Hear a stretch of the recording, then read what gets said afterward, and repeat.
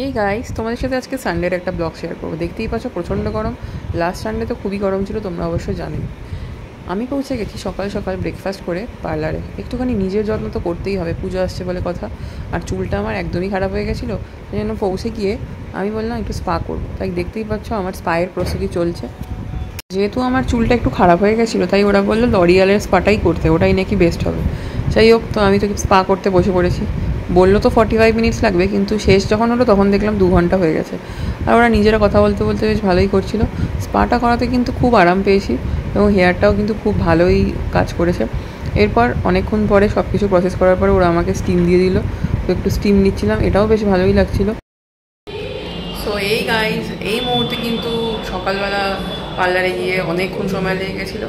আর আজকে যেহেতু কি একটু শপিংয়ে যাওয়ার কথা ছিল, তাই জন্য এখন আমরা বেরিয়ে পড়ি শপিংয়ে। চলো চলো দেখাই আমরা কোথায় যাচ্ছি। চলো।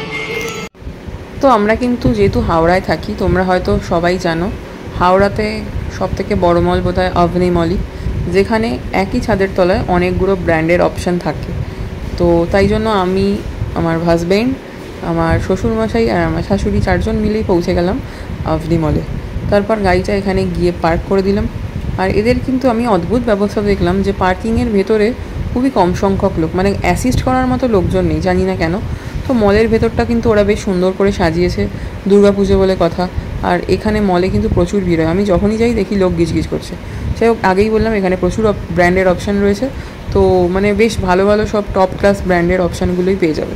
তাই জন্য মোটামুটি কিছু দরকার হলে হাওড়াবাসীদের এখানে পৌঁছে যেতে পারো। এরপর আমরা প্রথমেই পৌঁছে গেছিলাম প্যান্টালুন্সে, যেহেতু আগে থেকেই ঠিক করা ছিল কি প্যান্টালুন্সেই যাবো।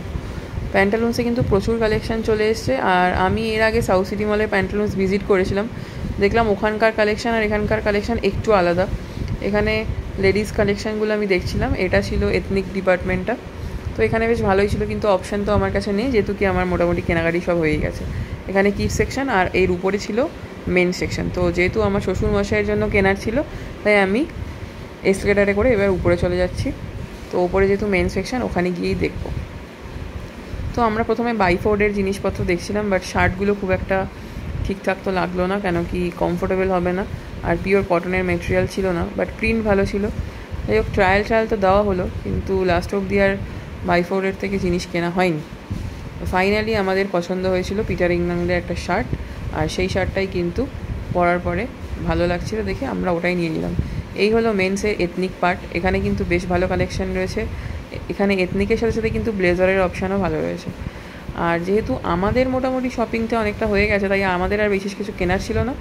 অনেক ভিড় ছিল, ভালোই হয়েছে, আগে একটু করে নিয়েছিলাম। আর এখানে কিন্তু মার্কেট 99 ছিল, যেখানে তোমরা গিয়ে কিন্তু প্রচুর কিছু দেখতে পাবে।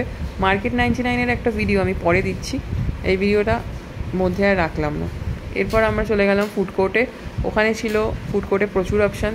আমি আর আমার শাশুড়ি মানে মামুনি মিলে একটু চা খেলাম।